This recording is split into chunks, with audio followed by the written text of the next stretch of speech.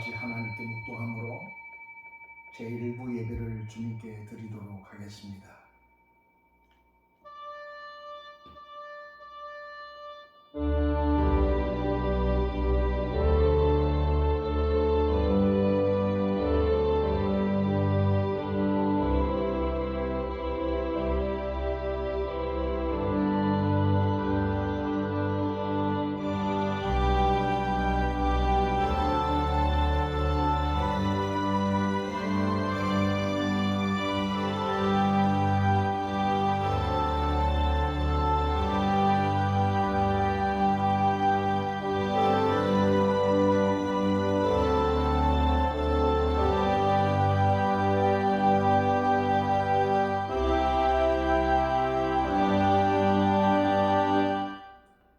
여호와께서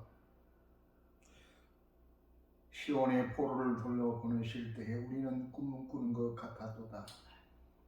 그때 우리 입에 웃음이 가득하고 우리 혀에는 찬양이 찼도다. 그때 먼 나라 가운데서 말하기를 여호와께서 그들을 위하여 큰 행산을 행하셨도다 하였도다. 아멘. 존경하신 우리 아버지 하나님, 큰 일을 행하시는 하나님, 여전히 우리에게 큰 일을 진행하고 계시는 하나님, 오늘 거룩한 주의 날 제1부 예배로 하나님께 드립니다.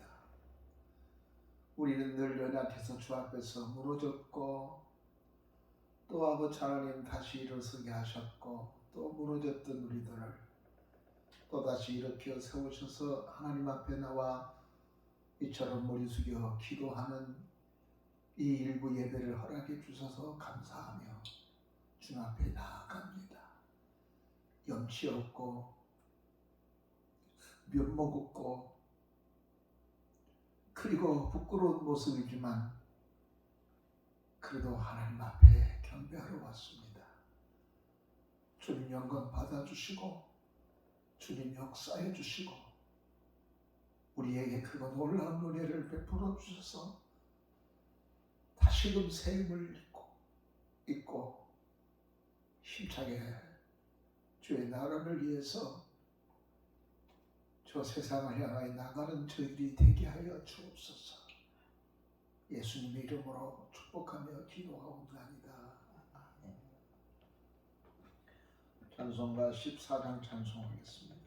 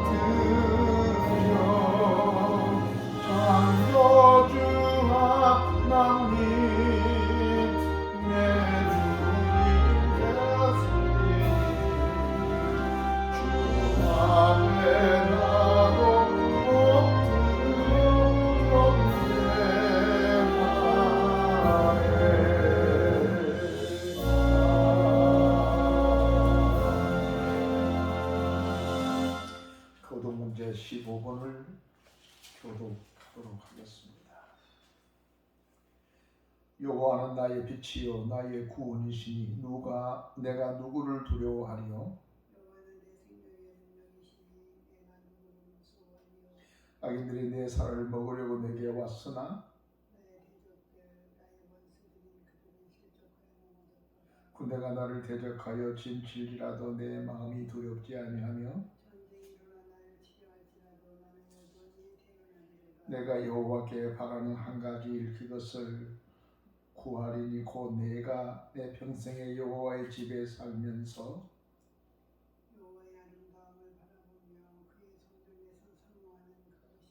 여호와께서 환난 날에 나를 그의 초막 속에 비밀히 지키시고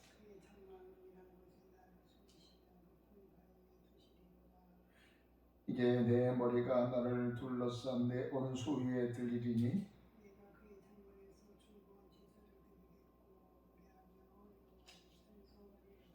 아멘. 우리 다 같이 사도신경으로 우리의 신앙을 하나님께 고백하도록 하겠습니다.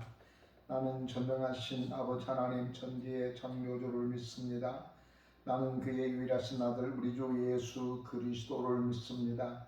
그는 성령으로 잉태되어 동정녀 마리아에게서 나시고 본디오 빌라도에게 고난을 받아 십자가에 못 박혀 죽으시고 장사된 지 사흘 만에 죽은 자 가운데서 다시 살아나셨으며 하늘에 오르세어 전능하신 하나님 우편에 앉아 계시다가 거기로부터 살아있는 자와 죽은 자를 심판하러 오십니다. 나는 성령을 믿으며 거룩한 공교회와 성도의 교제와 죄를 용서 받는 것과 몸의 부활과 영생을 믿습니다. 아멘.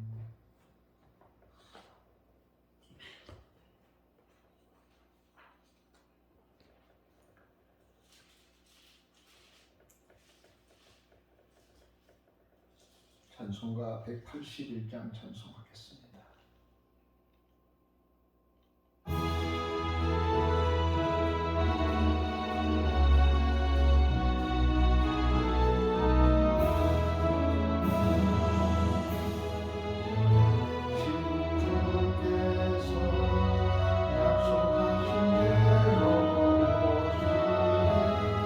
세상 끝까지 주는 도가 누구를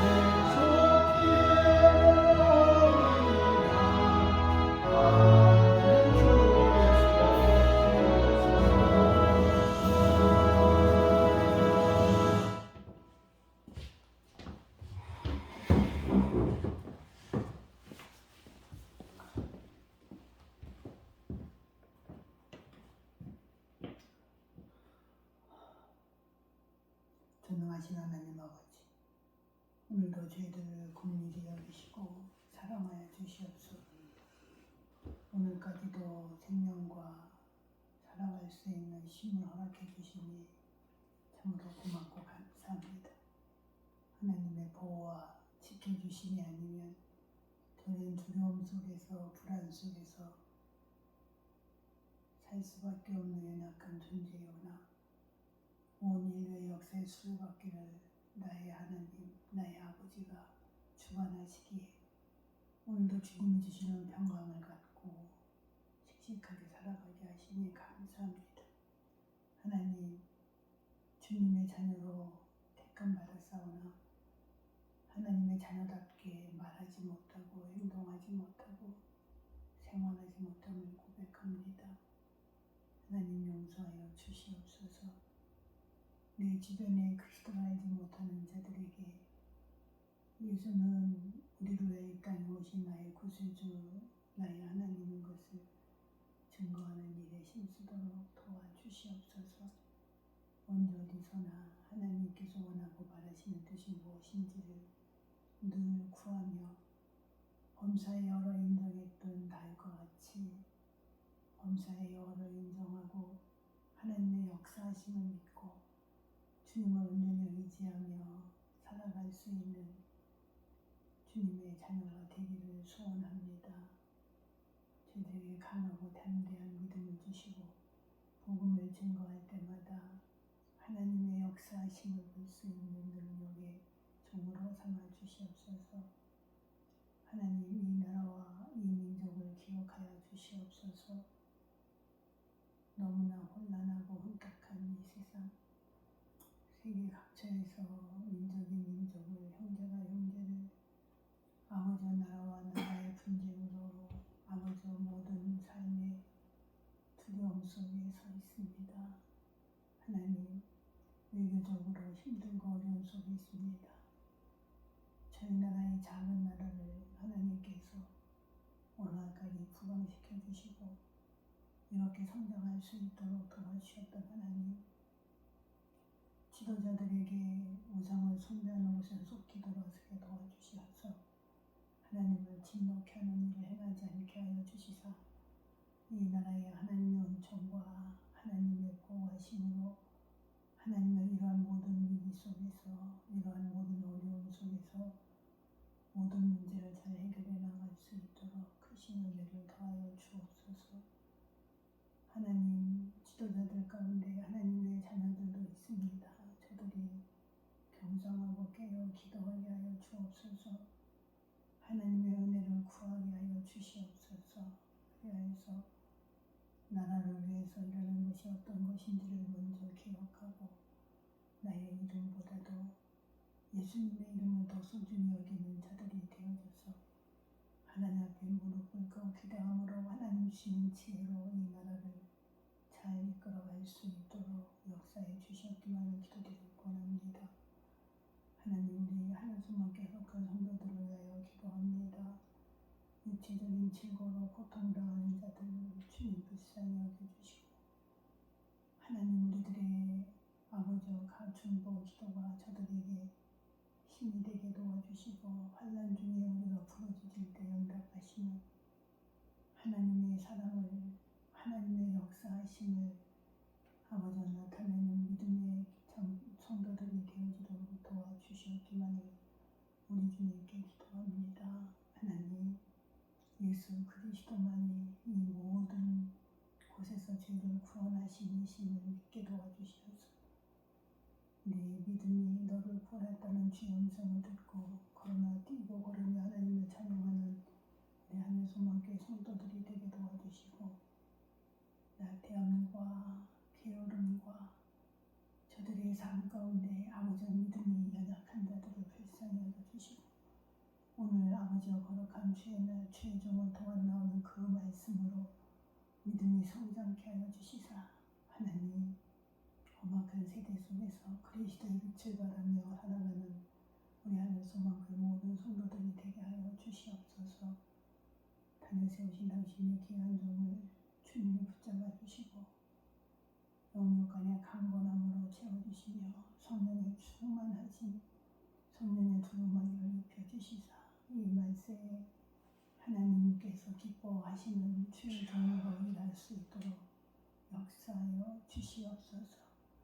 주의 말씀을 선포할 때마다 하나님 그 입술을 통하여 하나님이 선포될 때마다 하나님의 역사를 아버지와 나타나는 성도들이 목도 같은 마음이 되어져 견실로 하나님께 영광 돌리게 하옵소서. 예배의 시작을 우리 주님께 의탁하오며 예수님의 이름으로 기도드렸사옵나이다. 아멘. 아멘.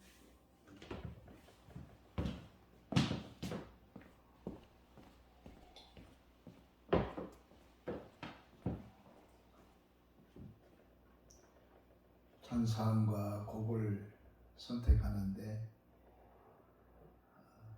80이라고 친 건데 81이라고 쳐가지고 오늘 본문 찬송가를 이렇게 헤매는 찬송을 불렀습니다. 오늘 하나님의 말씀은 사도행전 27장 신약성경 사도행전 27장 21절에서 26절까지 함께 교독하도록 하겠습니다. 여러 사람이 오래 먹지 못하며 바울이 가운데 서서 말하되 여러분이여 내 말을 듣고 크레데에서 떠나지 아니하여 이 타격과 손상을 면하였더라면 좋을 뻔하였느니라.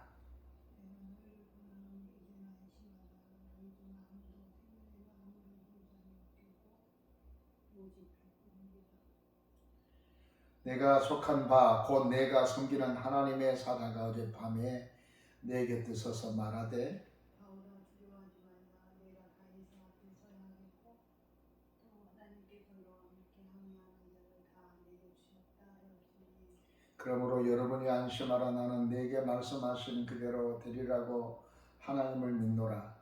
그런즉 우리가 반드시 한섬에 걸리리라 하더라. 아멘. 할렐루야. 오늘도 시간에 하나님의 그 놀라운 은혜가 우리 가운데 임하기를 주의 이름으로 축원합니다. 우리 축복의 말씀 선포하겠습니다. 캄캄한 밤에도 역사하신 주님이십니다. 저는 이 설교를 준비하면서 너무너무 귀하고 너무너무 소중한 이 본문의 내용이고 사건이기 때문에 어떻게 하면 이 뜻을 잘 표현할까, 이 사건을 어떻게 하면 우리들의 가슴 속에 잘 전달할까 하면서 세 편의 설교를 준비했다가 다시 또 지웠다가 하고 그랬습니다.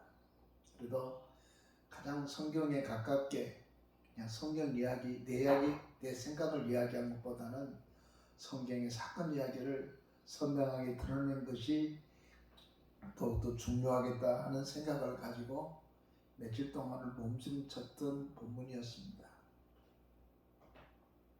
어느 한 독신한 청년이 부부가 되어서 결혼하게 되어 아이를 낳게 달라고 했는데 아이가 없었습니다.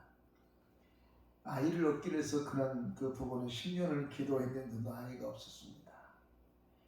15전이 되는 해에 이렇게 그들이 기도하게 됩니다. 금년에 아이를 주시지 아니하시면 하나님의 뜻이 아닌 줄 알고 아이를 갖기를 포기하겠습니다 라고 하나님께 기도했습니다. 이렇게 기도했는데 15년이 되는 해에 아내가 임신을 하게 되었습니다. 너무나 감사해서 하나님이 주실 아이를 위해 기도하며 이 아이를 하나님의 뜻대로 키워야겠다고 굳게 다짐했습니다. 그런데 그 아이를 낳고 보니 그 아이는 불구였습니다. 이 부부는 소스라치게 놀랐고 그리고 실망스러웠습니다. 겨우 15년 만에 주신 아이가 불구인가 하며 원망스럽게 생각을 하기도 했습니다. 그러니까 자기에게 주신 짐이 너무나 무겁다는 것을 느끼게 되어집니다. 그런데 어느 날 기도하는데 하나님의 음성이 그 여인에게 들려왔습니다. 내 딸아, 이 아이를 맡길 만한 부모를 찾는데 15년이 걸렸단다. 이 아이를 너희 부부가 잘 맡아서 양육해 주라 라고 하는 음성을 이 여인은 기도하다가 들었습니다. 그 순간 이 부부는 이 아이가 자신들에게 주신 이유를 비로소 깨닫게 되었습니다. 그 순간 그 부부는 환한 미소를 짓게 되었다고 하는 실질적인 우리 삶 속에 있었던 이야기입니다. 그리고 그렇게 무겁게 느껴졌던 짐을 한순간에 가볍게 여기며 그것을 체험하고 불구의 나이지만 하나님께서 내게 맡겼다는 것을 생각하며 감사하는 마음으로 그 아이를 키웠다고 합니다. 오늘날 우리가 사는 이 세상은 내가 원한 대로 되지 않는다는 것입니다. 그런데 지나고 보면 내가 원하지 않았지만 이것이 하나님의 뜻이었구나. 그리고 하나님의 뜻 가운데서 이 모든 것들이 진행되었구나 라고 하는 것들을 알게 됩니다. 저도 성역에 성직자로 임명을 받은 지 벌써 43년이 됐는데 여러 가지 내 방법과 내 생각과 내 마음을 가지고 이렇게 해주세요 저렇게 해주세요 했는데 그 내가 원하는 대로 되는 것이 아니라 지나놓고 보니까 하나님께서 내가 좋은 대로 내게 맞도록 하나님께서 인도하셨음을 알게 됩니다. 사도 바울은 예수를 믿기 전에는 촉망이 두터웠던 사람이었습니다. 로마의 수도격인 다소에서 이곳을 유학으로 올 만큼 예루살렘을 유학으로 올 만큼 하나님에 대한 열심도 있었고 하나님에 대한 생각이 깊었던 사람이었습니다. 앞으로 그는 이스라엘 나라의 랍비가 되어지고 많은 사람들을 가르칠 수 있는 사람이 된 것이 그의 소망이었고 특별히 그는 가말레이 문화생이었기 때문에 장래가 촉망했습니다. 그런데 그가 예수를 만나게 됩니다. 다메섹 도상에서. 그가 예수를 만나면서부터 그의 인생은 엉망이 되어버리고 만 겁니다.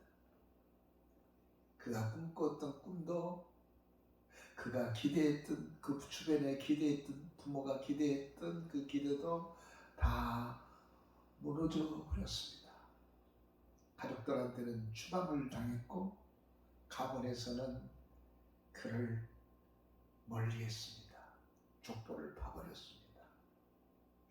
그리고 일평생 동안 결혼도 하지 못하고 예수님에게 사로잡혀가지고 인생을 살아가는데 맞기도 수없이 맞았고 배척도 수없이 배척을 당했고 죽을 위기도 많이 겪었고 설상가사로 그는 가이사라 빌립보 감옥에 갇혀 있다가 로마로 압송되어 가는 죄수의 신분으로 압송되어 가는 이런 과정의 한 부분을 오늘 우리는 읽었습니다.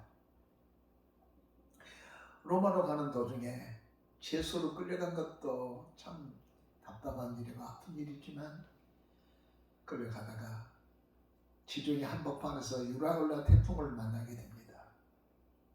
이 태풍을 만남으로 말미암아 사람들이 거반 죽게 되었고 바울 역시도 어젯밤에 먹었던 것 다 토해내야 되고 다른 사람들처럼 똑같이 뱃머리를 하고 기긴하고 기긴했습니다. 오늘 하나님 말씀을 보게 되면 이 전체적인 내용을 보면은 사람들이 살 가망을 다 잃어버렸다라고 기록하고 있습니다. 이제는 끝났구나. 여기는 사업한 사람도 있었고, 여기는 청운의 푸른 꿈을 안고 로마로 가는 사람도 있었는데 모든 것이 끝났습니다.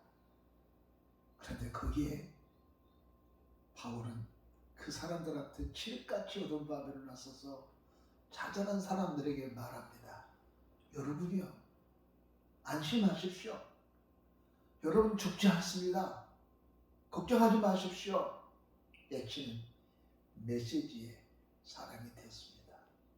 그의 신분은 제수의 신분이었습니다. 제수의 신분이었던 이 바울이 이 사건으로 말미암아 그는 제수의 신분이 아니라 다른 사람들을 리드하고 다른 사람들에게 조언하고 선장도 백부장도 그 다음에 선주도 거기에 함께 있는 사람들도 모두 다 바울의 말 앞에 순종하게 되고 그의 말을 따르게 되고 그의 지도를 받게 되는 과정이 열려지게 되는 것입니다. 오늘 시간에 우리는 이 놀라운 사건을 경험하면서 오늘 이 시대에 우리는 어떻게 살아가야 할 것인가를 생각해 보아야겠습니다.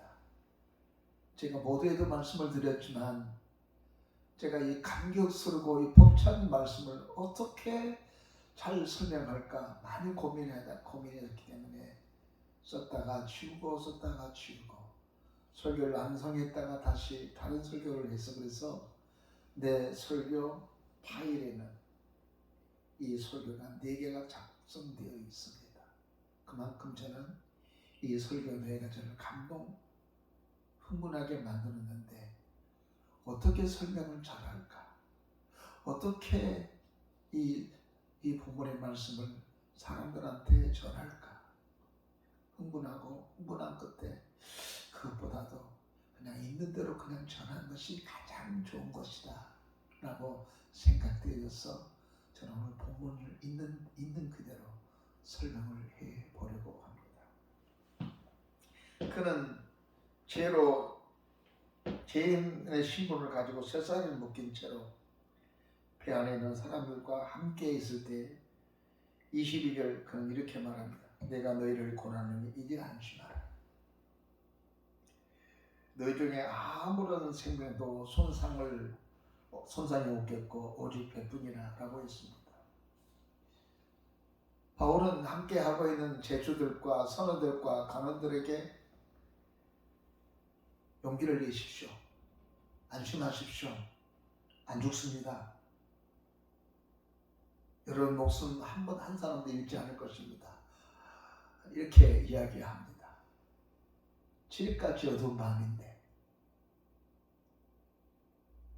선장도 포기하고 선주도 포기하고 로마의 용맹스러운 군인들도 다 자포자기에 있는데 쇠사슬에 맨 한 청년이 안심하라고 말할 때 그 말이 얼마나 사람들에게 미더웠을까요? 그러나 우리가 이 바울을 한번 생각하고 바라보면서 우리가 절실하게 생각해야 할 것은 이게 그리스도인의 모습이라는 것이죠. 이것이 예수를 만난 사람의 모습이라는 것이죠. 이것이 부활의 예수를 만난 사람들의 모습입니다. 부활을 만난 사람들의 이 모습, 이것이 그리스도인입니다. 아무리 세상이 힘들고 어렵고 문제가 생기고 세상은 요란한다 할지라도 결코 우리는 이 요란한 이 세상 속에서 세상 사람과 똑같이 고민하고 똑같이 걱정한 사람이 아니라 그럼에도 불구하고 우리는 말해야 됩니다. 안심하십시오. 걱정하지 마십시다. 용기 잃지 마십시다. 자신감을 가십시다. 힘내세요. 하나님께서 도와주실 것입니다. 이렇게 말해주는 사람이 그리스도인이겠습니다. 그 옛날에 갑자기 그 배 생각이 안 나는 영화, 유명한 영화가 있는데 뭐, 타이타노 그 영화를 볼 때 제일 클라이막스는 그 사람 뭐 사람 이야기보다도 배가 기우는데 한 목사님과 성가대 지휘자들이 있도록 찬송을 부르는데 얼마나 감동스럽고 얼마나 울었는지 모릅니다. 이것이 그리스도인들의 모습 아니겠는가 생각합니다. 이것이 우리가 지내야 될 일입니다. 세상은 멸한해도 그리스도인은 의연해야 됩니다. 세상은 힘들더라도 그리스도인은 의연한 자세를 가져야 됩니다. 시편 91편에 천만이 내게 떠서 만이 내게서 쓰러진다 할지라도 여호와를 경외하는 사람은 결코 무너지지 않을 거라는 것이죠. 이것이 예수 믿는 사람들이 세상에 살아가는 사람들과 다른 이유가 거기에 있습니다. 똑같이 고난이 있습니다. 똑같이 춥습니다. 똑같이 덥습니다. 똑같이 힘듭니다. 그러나 그리스도인은 이럴 때에 세상 사람과 똑같이 좌절하지 않고 힘을 얻어 용기를 얻고 사랑하는 사람이 예수를 만나는 사람들이라고 하는 것을 우리는 바울의 모습 속에서 발견할 수가 있습니다. 그 이유를 왜 그래야 되는가, 왜 우리가 그래야 되는가를 바울은 설명을 하고 있습니다. 23절 보니까 내가 속한 바 곧 내가 섬기는 하나님의 사자가 어젯밤에 내 곁에서 말하되 지난 밤에 내가 섬기는 나의 주님이 하나님의 천사를 내 곁에 보내서 말씀하셔서 말씀했다.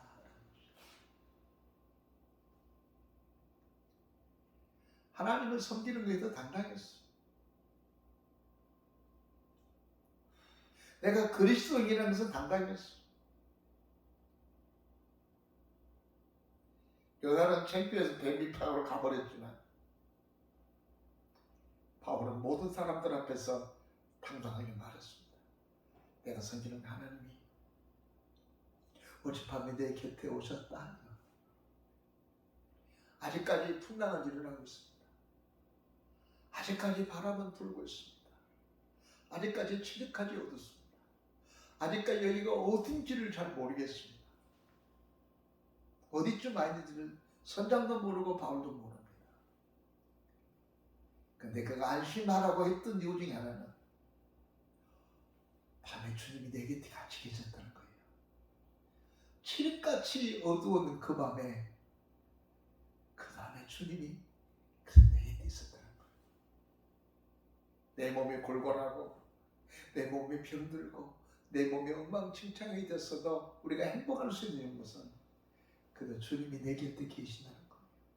이것이 믿음이에요. 성공하고 출세한 것이 아니라.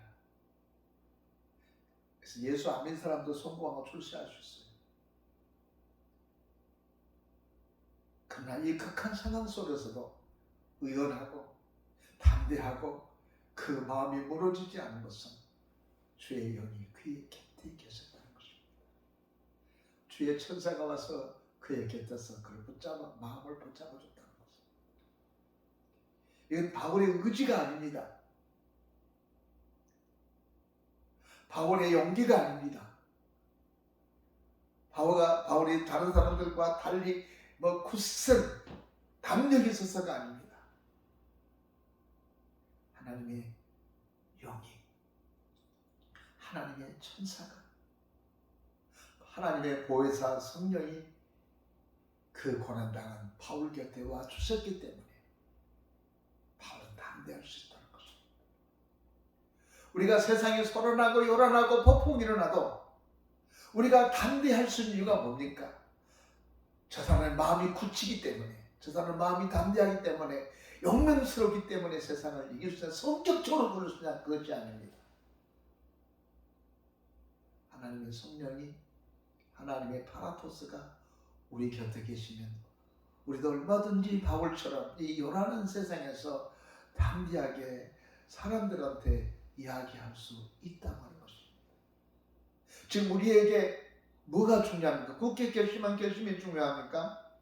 아니면 하나님의 성령이 내게 오셔서 나를 지배하고 통치하고 내 곁에서 내게 용기와 힘을 붙들어 주는 것이 더 중요한 것입니까? 그러면서 이렇게 말합니다. 그러므로 여러분이 안심하라. 나는 내게 말씀하신 그대로 되리라.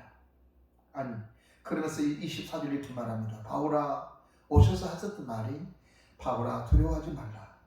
내가 가이사 앞에 서야겠고 또 하나님께서 너와 함께 항해하는 자를 다 내게 주셨다 하였으니라고 합니다. 바울아 두려워하지 말라. 너는 반드시 황제의 가이사 앞에 서게 될 거다. 그리고 하나님께서 너와 함께하는 항해하는 모든 사람들의 목숨을 네 손에 맡기겠다 라고 하셨다는 겁니다. 내 손에 냈다. 선장의 손에 있는 것이 아니고 선지의 손에 있는 것이 아니고 거기에 로마 군병들의 장교의 백부장의 손에 있는 것이 아니라 이 모든 사람의 생명을 내게 줬다는 것입니다. 여기서 바울의 고백입니다. 하나님이 그렇게 말씀하셨습니다. 그리고 더 중요한 것은 내가 그 말씀을 믿습니다 라고 바울은 그 사람들한테 고백합니다. 그리고 그 말씀대로 44절의 말씀을 보게 되면 이렇습니다. 그 남은 사람 널조가 고는 배 물건에 의지하여 나가게 하니 마침내 사람들이 다 상륙하여 구조되니라 라고 했습니다. 요리의 폭풍이 일어나고 있습니다. 아직까지 칠같이 어두운 밤입니다. 동서남북을 분간할 수 없습니다. 밤새 시달렸기 때문에 기진맥진해 있습니다. 여전히. 그러나 이 사실을 믿었던 믿음대로 배는 상륙했습니다. 육지. 결론적으로 이 말씀을 여러분들에게 드린다고 하면은 이 말씀 가운데 몇 가지를 가슴에 새기며 오늘 말씀을 맺었으면 좋겠는데, 첫째는 고난 속에서 하나님을 만나게 된다고 하는 것입니다. 바울은 풍랑이 일어나는 한밤중에 하나님의 소리를 들었습니다. 유대인들의 생활은 늘 밋밋하면 그 가족들과 함께 강연으로 나간다고 합니다. 그것은 하나님이 광야에서만이 만나를 주었고 불, 구름, 기둥이 있었기 때문에 그렇습니다. 저는 목회 초기에 굉장히 힘들었습니다. 30대 초반의 나이에 물불을 가리지 않고 목회했습니다. 교회를 크게 부흥시켜 보겠다는 그런 마음 가지고 산에 가서 기도됐고 간악산 산막사 옆에서 영적 대결을 하겠다고 무모하게 거기에서 밤을 새워 영적 싸움을 해보기도 했습니다. 그런데도 목회하다가 크게 힘들고 어려운 일이 있었습니다. 교인들 3분의 1이 교회를 떠나게 되었습니다. 너무너무 힘들었습니다. 어떻게 이 문제를 해결해야 되는지, 계속 목회를 해야 될 것인가 말아야 될 것인가 고민을 하고 있었습니다.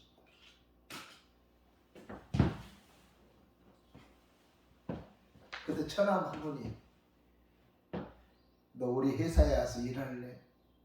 부장 자리 줄게. 젊은 나이에 그런 유혹도 있었습니다. 어떻게 할 것인가 갈팡질팡하고 망설이고 있었는데 때마침 이호주 중앙기도원에서 목회자 세미나가 있었습니다. 그 당시에는 열심히 배워야 했기 때문에 새벽 기도를 마치고 봉고차를 몰고 영동고속도로를 달렸습니다. 당시 때는 편도 1차선이었습니다. 지금은 넓지만 좁은 영동고속도로를 달리는데 안개가 착했고 아침이라서,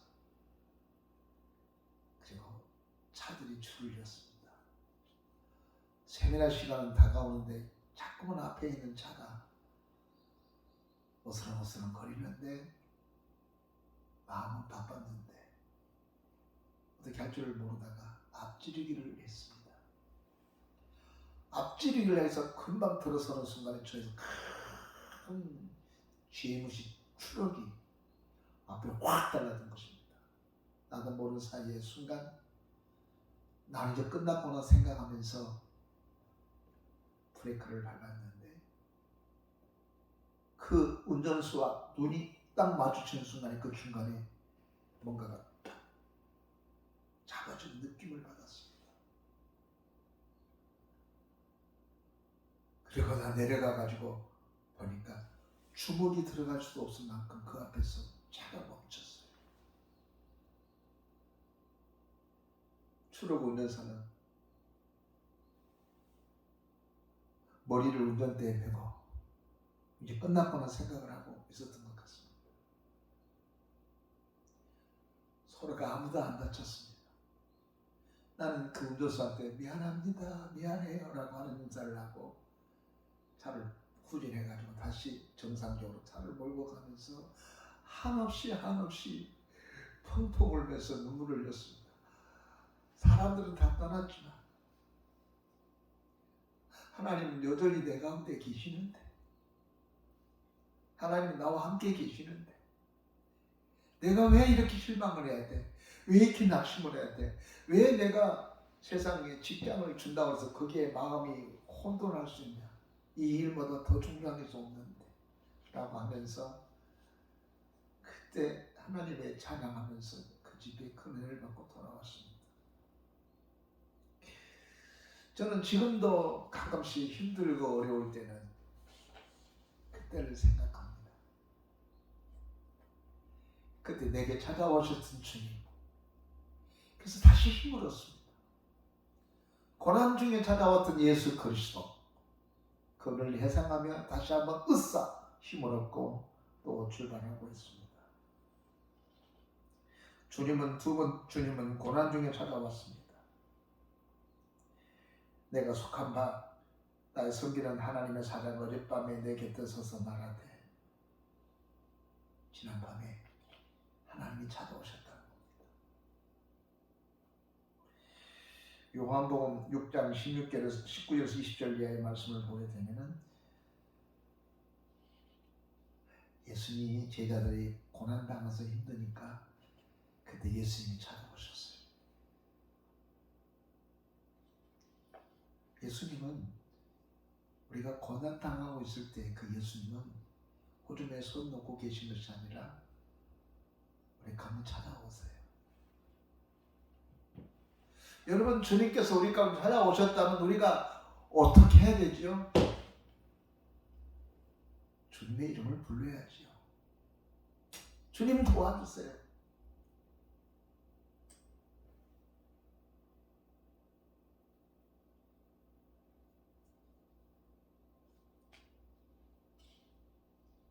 주님은 오셔가지고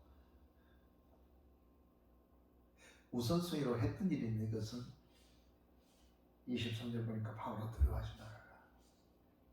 용기를 불어준 거예요. 우리가 하나님의 사람으로 세상을 살아갈 때 가장 중요한 것은 결과를 놓고 말하지 않고, 아직까지 결과가 이루어지지 않았지만 그 결과를 하나님이 해결해 줄 것이라는 사실을 믿고 행동하고 말하는 사람이 돼야 돼요. 히브리 문화는 그 하나님의 사상은 결과를 말하고 가정을 펼쳐나가는 것이죠. 하나님께서 여호수아에게 이 여리고를 앞에를 두고 하나님께서 여호수아에게 했던 말은 두려워하지 말아라 그랬어요. 용기를 줬습니다. 왜 두려워하지 말아야 되는가? 그것은 내가 너와 함께하고 있기 때문에 두려워하지 말라는 것이죠. 한밤중에 바울에게 찾아오셨던 그 예수님, 그 천사, 여리고 성 앞에서 고민하고 근심하고 있는 그 여호수아에게 하나님의 천군 천사를 거느리고 미가엘이 찾아왔다고 하는 것을 여러분 기억해야 됩니다. 그래서 두려워하지 말라는 겁니다.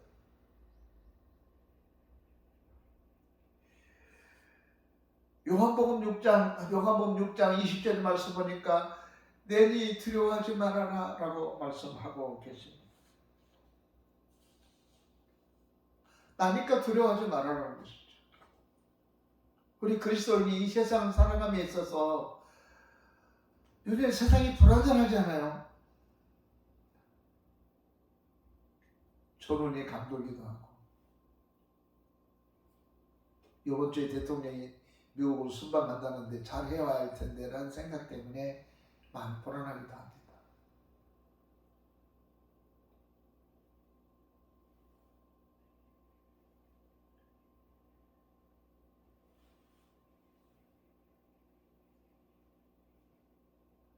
그때 우리는 저 자식 잘한가 못한가 보자, 이것이 우리의 관심이 아니라 주여 도와주십시오. 요나골라 태풍 앞에서 바울을 도와서 그의 모든 정권을 바울에게 줬던 것처럼 이번에 우리 대통령에게 그 정권을 줘서 일 처리 좀 잘하고 오게 해주세요 라고 우리가 기도하는 것이 성도의 자세지, 다른 어떤 이념적인 것을 가지고 정치적인 성향을 가지고 바라보는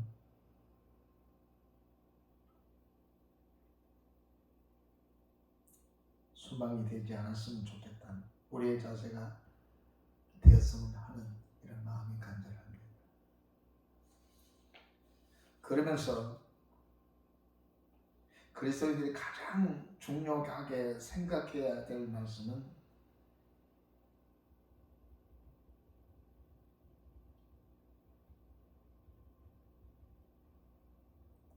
주님이 하신 말씀을 믿어야 된다는 것입니다.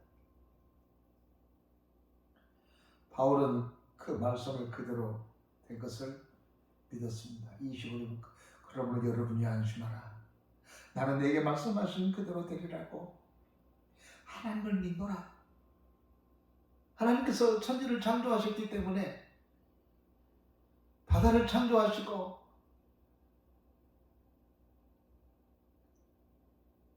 전능하신 분이기 때문에 그분이 이 바람을 잔잔하기도 하고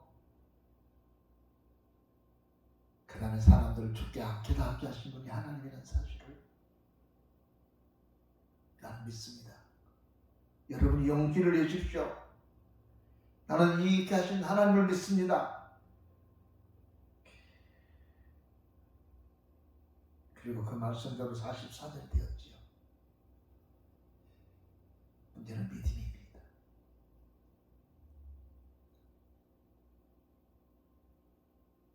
바울이 여기서 아직도 바람이 부는데 예수님, 아직도 칠흑같이 어두운데 예수님, 좀 밝게 하면 내가 사람들은 말하는데 여전히 이렇게 어둠 침침하고 바람이 불고 혼란스러운데 어떻게 살 수 있을까요?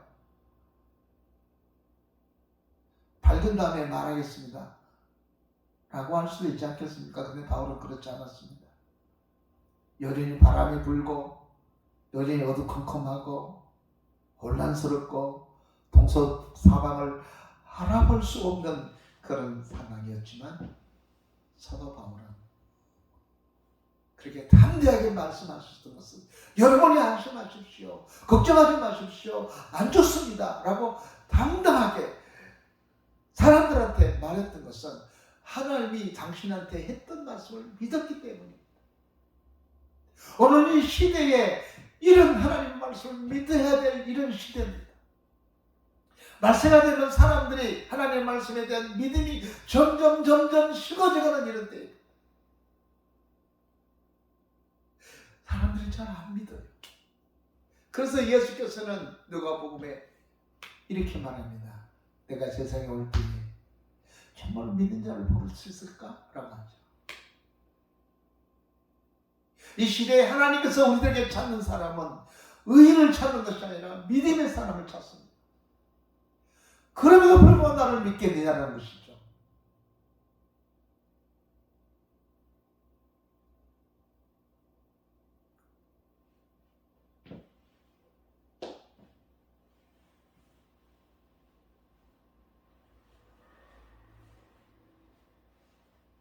이방의 한 여인에게 주님께서 냉정하게 대처했지만 그래도 예수께서 내 딸을 치료할 수 있다는 사실을 믿었기 때문에 그는 끈질기게 수고를 당했지만 주인도 개들도 주인을 먹다 버린 부스러기를 먹습니다. 그거라도 있으면 주실래요? 라고 했을 때에 나는 내 믿음이 너를 구원했고 내 딸에게 끄담을 받느니라고 말했습니다. 오늘 시대에 우리에게 요구한 게 뭘까요? 뭘 믿을까요? 무엇을 믿어야 할까요? 그것은 한밤중에도 우리가 고난당하고 환난당하면 내게 찾아오셔서 내 곁에 계시며 나를 돕게 하고 나로 하여금 결코 패하지 않도록 승리의 자리로 인도할 것이라는 믿음을 가지고 우리는 살아간다는 것을 믿는 여러분 되시기를 주의 이름으로 축원합니다. 기도하겠습니다. 전능하신 우리 아버지 하나님 감사합니다. 오늘 또 하나님께서 우리를 사랑하시고 우리를 귀하게 여겨 주셔서 저희들 주 앞에 나와 이처럼 머리 숙여 기도하며 우리 아버지 하나님 간구하게 하시니 감사합니다. 오늘도 주의 성령이 우리 가운데 함께해 주셔서 우리가 예수 안에서 승리하는 삶을 되게 하여 주옵소서. 지금은 우리 주 예수 그리스도의 은혜와 우리 아버지 하나님의 무한하신 사랑과 성령님의 감동, 감화, 내재 교통하시니 이제로부터 영원토록 함께 계실지어다. 아멘.